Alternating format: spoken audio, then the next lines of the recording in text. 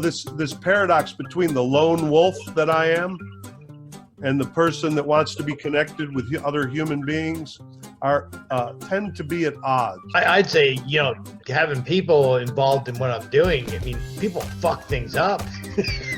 Like, I don't want them handling that, I'll handle it. Yeah. I didn't want to admit that I didn't need help. I didn't need help with anything. I was certainly terrified of the word we, and I left the rehab and went home. And I didn't go to recovery meeting for 85 days. And I spent all day, every day, not drinking. And it felt like I was one of those flat earthers where the world was flat. My thoughts were flat. My emotions were flat. And then I went to a meeting and I hated it. And I wanted to make sure it was the wrong place for me to be. And I could tell my friends it wouldn't work for me. And I never stopped going to meetings after my first meeting. Hi there, and welcome to the Recovery Crew podcast here at Deep Waters Recovery. I'm Dr. Bob Baer, the recovery and trauma guy. Today's guest is returning, Steve Eckelman, the Emmy award-winning producer, and he's won a lot of awards, actually. But the main one that he has is sobriety. For him, by his own report, is the one that's most important to him, and he has a great story. But today we're going to focus on Tradition 1, which is about unity. It's not just how it works in 12-step recovery, but how it just a conversation for us as human beings. Our co-host today is Greg McNelis, so we're going to have a blast today. Glad you're with us. Please like, share, subscribe, stay on this boat and be part of it. We're glad you're here. You're in the deep waters now. All right, so we are back here with Steve Eckelman and Greg McNelis, a couple of guys with major big train wrecks in their story, but have turned it around. Now look at them. They both look cleaned up pretty damn good. I will say, especially you, Greg, you've cleaned up great. Yeah, absolutely. And actually, Steve usually likes to lay back on his couch with a pillow, and he is even sitting up at the camera. It's come to this. Shocking. All right, so we had Steve on here a couple of weeks ago. As you know, if you were listening, you heard his great story. Emmy award-winning producer, writer, and actor. And he wrote a book called Sleeping Bees with Spike Gillespie, and it's called Sleeping Bees, Why Not Doing Nothing Matters. Listen to the last podcast if you want to hear us fooling around about that to understand what that really is about. It's really cool stuff. He won the Emmy for Tower, the movie Tower, which is I have seen a couple of times now. It's extremely engaging, the most unique. I've never seen another film of any kind done in that way. It's about the tower at UT, University of Texas, shooting back in the 60s, but it's done in a way that it will take you beyond just the cold news. Pretty engaging. And it's on Amazon right now. 20 feature films. My favorite of them is Office Space. And but there's a bunch of other ones, Rushmore and Wedding Crashers. He was hanging out with Owen Wilson a whole bunch at one point, apparently. Maybe we'll get some more of that story someday. Smart dude with degrees in art history and an MBA from Pepperdine. We don't know how he got in there and how they let him out, but apparently, and he's got this great dog that I've met named River, who is the best golf dog I've ever seen. And so glad you're here with us, Steve, for today's show, which we're going to focus on Tradition 1. The first tradition in 12-step recovery is, and this is going to be part of a series. We have a series on step work, and we have this series on the traditions, because in 12-step recovery, people wonder how has it lasted since the 30s? No group lasts from the 30s without it being about the money or some king at the top or how does it work? Well, in the program, we refer to the steps we refer to one section of the book as how it works, right? And then there's another section that we say, well, here's why it works. And the why is because of the traditions that are held pretty sacred within the program. And it's really, you know, other organizations that I've been with, and all three of us are old enough to have been with a lot of them, you know, the problems within them have to do with whatever the opposite of the traditions in the program are. And because they kind of go against our ego needs a lot of times. So this little series is both about for people in recovery, but it's also just a philosophical discussion about how to live well. Yeah, Steve, are you with me here, brother? Yes. Yeah. Okay. I'm here. Okay. When Steve nods, I know I'm on the right track. When he's just kind of thinking, I don't know if he's meditating or thinking I'm full of shit. So I think he was just meditating. All right. So here, I'm gonna read the tradition. Here's tradition 1. Our common welfare should come first. Personal recovery depends on AA unity. And I have a few other quotes. I'll just say I'll kind of open it up for a little discussion here, but you know, this paradox between the lone wolf that I am and the person that wants to be connected with other human beings tend to be at odds. And when I came into this program, I was invited toward this idea of unity. And apparently that unity is necessary for me to not die. So it becomes important. Yeah. So let me just open that up and see what you guys have to say about the first tradition. Well, I'd say, you know, having people involved in what I'm doing, I mean, people fuck things up. That was my old way of thinking right there. That's exactly how I live my life. I don't want them handling that. I'll handle it.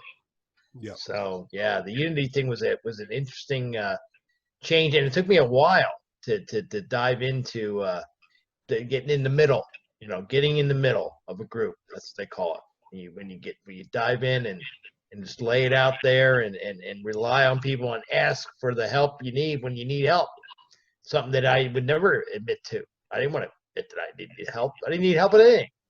So unity is a big step. This program works for me.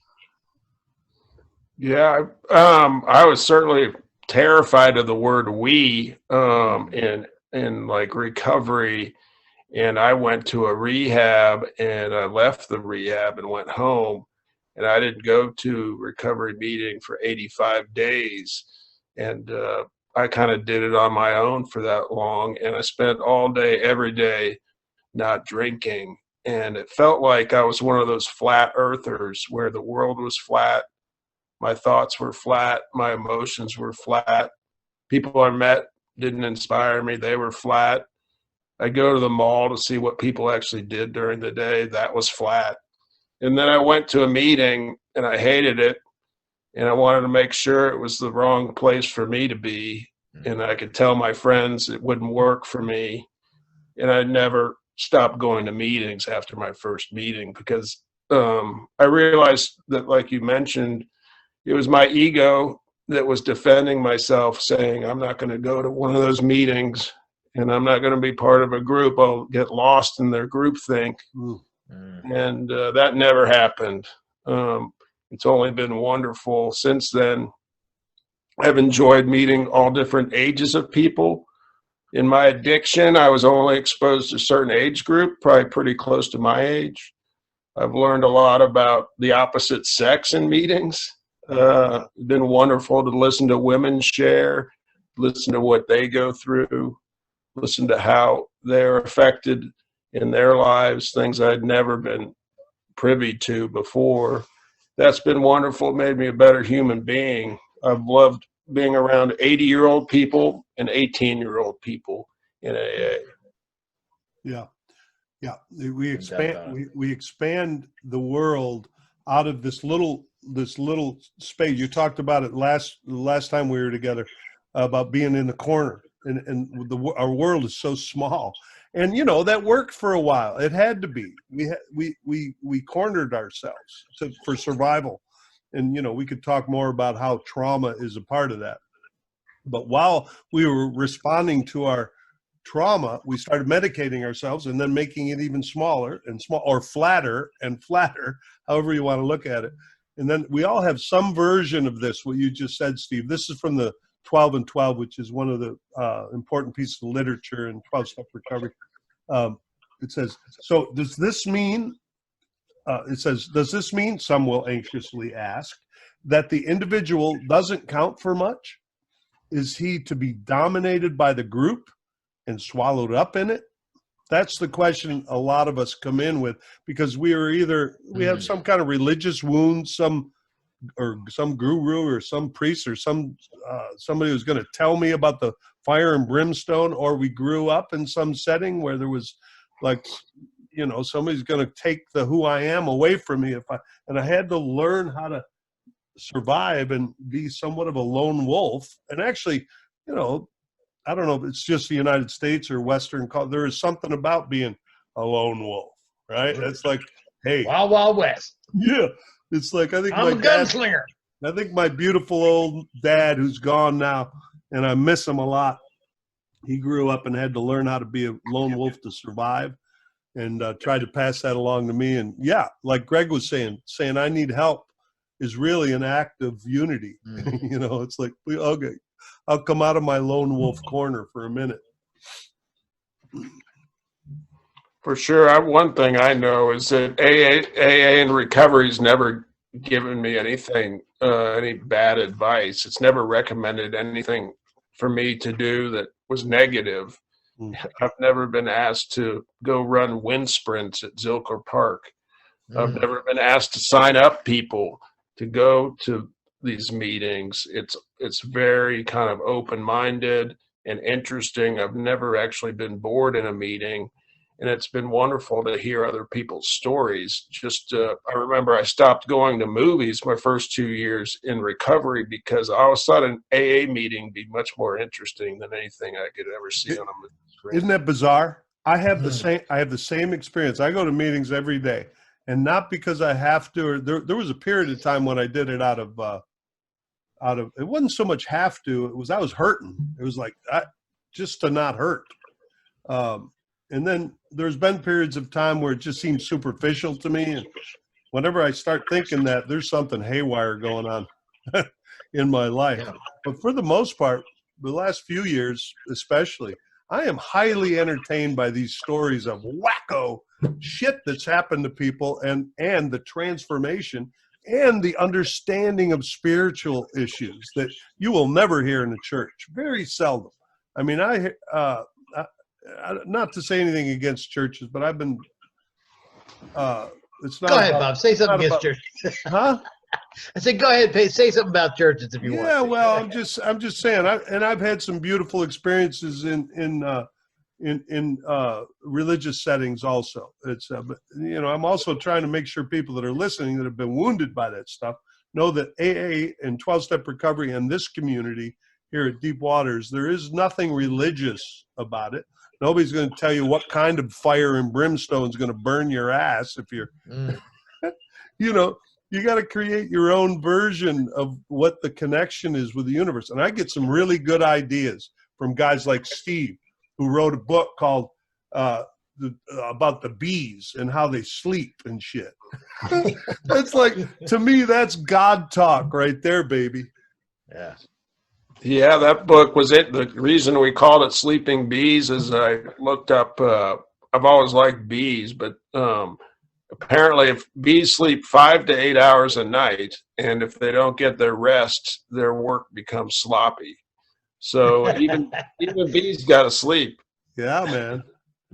Well, that's when the dream time happens too. I'm a Jungian guy. That's when what's happening in the dreams is the real world. We've just made up all of this stuff out here, and that's the other thing that happens in those meetings is we get enough freedom to start letting some of the stuff that might seem bizarre in the more functional world where we got to succeed and all that shit. We don't have time for exploration of unconscious stuff. But in those meetings, I hear other people expanding their reality of who they are, right? Not this little box. I'm not cornered in there. and then I get more permission to be who I am. And that's, so at first, that first tradition, our common welfare should come first. Personal recovery depends on unity. At first, it seems like kind of codependent. I got to do things for the group. I got to help it. But, it's actually pretty selfish, because here's the deal. I would be dead without 12-step recovery. It's for me. I got to keep this thing alive for me. I mean, it's like, and here's a quote that relates to that in the 12 and 12. Those who look closely soon have the key to this strange paradox. It becomes plain that the group must survive or the individual will not. There you go. Yeah. That's really nice to know that AA is there. There's no copay in AA. And, I can feel confident that if I'm sober, it'll be around in 10 years. I mean, there aren't many things around these days. Companies even, they go out at any moment. So I feel it's nice to know that AA will be around, I hope or think. Yeah. Yeah, I like what you said about the spirituality, how you're learning these, there's discussions about spirituality in these meetings. I mean, that's a really good point. You can learn something from the guy who walks in with the mohawk and the pierced face, and you hear another perspective from the old lady who goes to church every day, the church lady. And boy, what a great place to pick up on these gold nuggets that these people can bring forth. And that's the selfish part. For me, it's sitting there listening to these guys and just getting my little present for the day. I might get it from one guy. I might go to a meeting, and in the whole damn meeting, I'm blah, blah, blah, blah. And then I hear the one guy with the one nugget. I'm like, oh, thank God. That's why I came here today. Thank you. I'm out. That's what I do when I'm done at my meetings right there, man. I got my nugget. I'm good to go. Well, that's what I've been trying to tell you. You got to stick around and drop some nuggets, baby. There you go. I just got a nugget out of that. All right. So, the traditions are why the program works. It's not a mystery to me why other programs don't work. And it's because they don't have these traditions. And this is just one of them. Okay, you get to take care of yourself. It's okay. That's good. You can go to Steve's school of tasting cinnamon or whatever you want to do. You get to take care of yourself. And some service and connecting with people in the program is what's going to save my ass. Really, I cannot just live in my isolated, either emotional isolation or even physical isolation. So it's also, for me, it was really fun to finally feel part of something that AA and the program seem to walk the walk with these traditions. They don't just announce them and not follow through on them. People use them for backup and whatever decision making goes on. And it's all very kind of authentic. And I was like, what is going on here? So my suspicions got lowered. We got lowered more until finally I said, wow, this is real, and it's honest, and it's refreshing. Yeah. Yeah. From an outsider looking at it, it seems mysterious and cultish, and you hear those being words tossed around when people first get in. And then as you're sitting in there and you're getting what you need to get, and it's very, like you said, it's a selfish thing. You're getting what you need. And it's just it's so easy to understand the program once you've been in it and immerse yourself in it. That's when you really get that benefit and that selfish stuff that you need out of it. That's what I like. That's what I like it.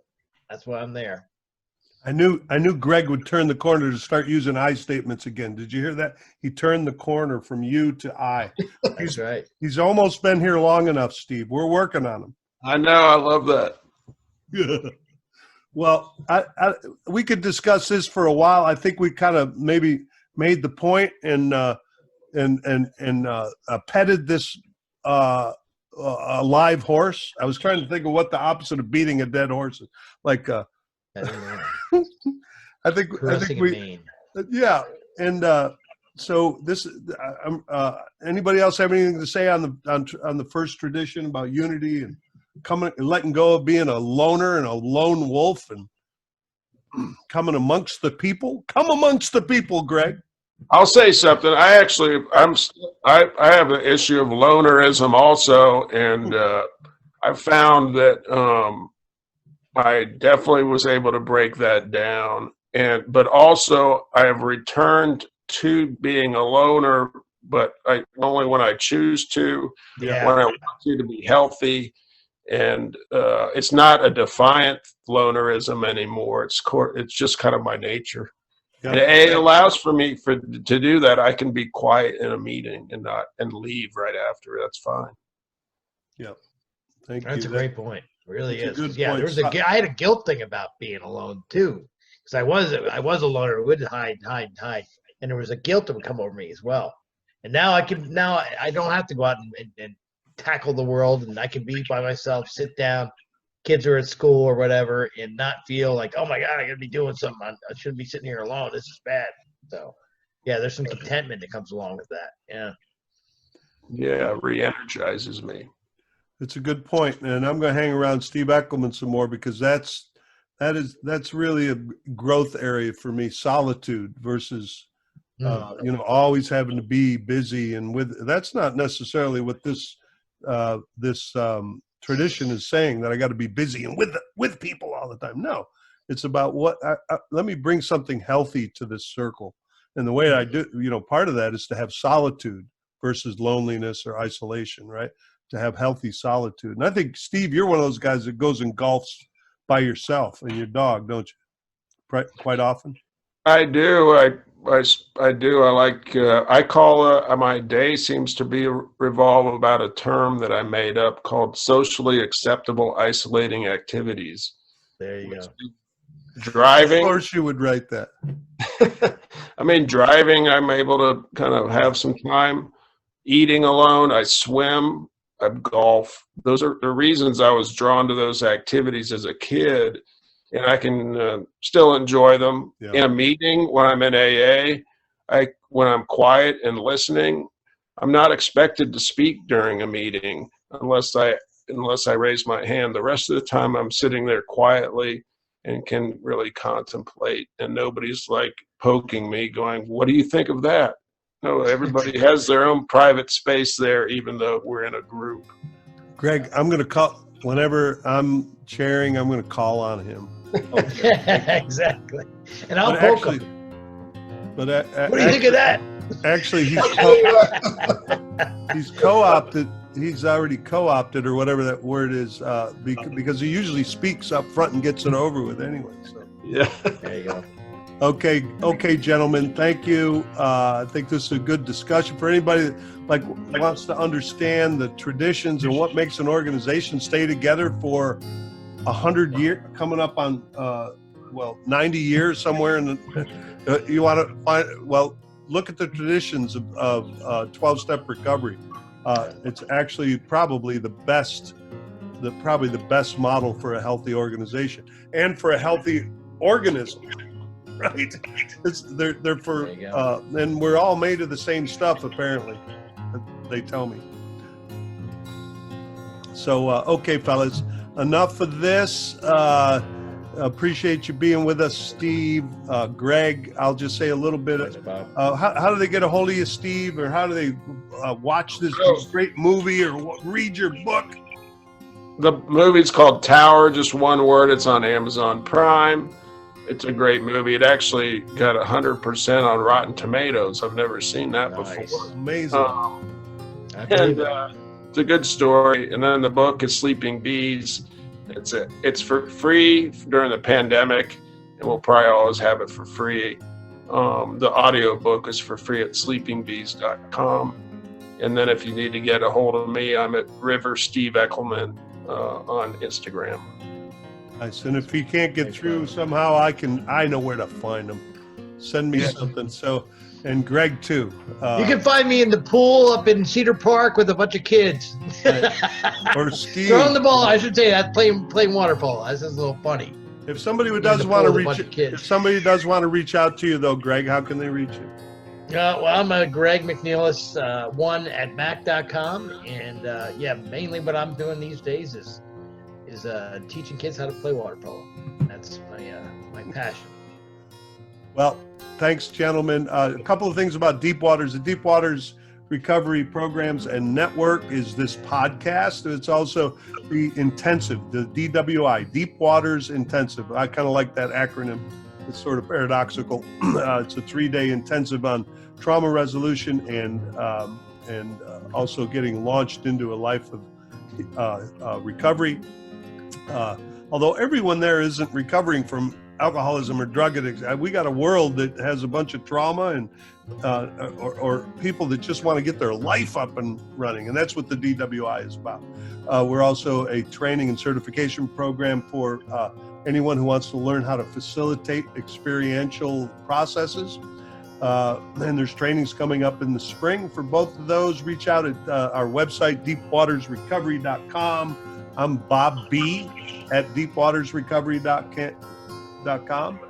And I think I'm tired of saying a bunch of things. I think you'll be able to find us if you want to. But I will say, lastly, please subscribe and like and follow and all that stuff. We're trying to grow this thing, and I've been asked to make that appeal to you folks that are following us to really help us launch this thing as much as possible. So thanks again, Greg. Thanks again, Steve. Thanks to everybody that's listening or watching on YouTube. You're in the deep waters now.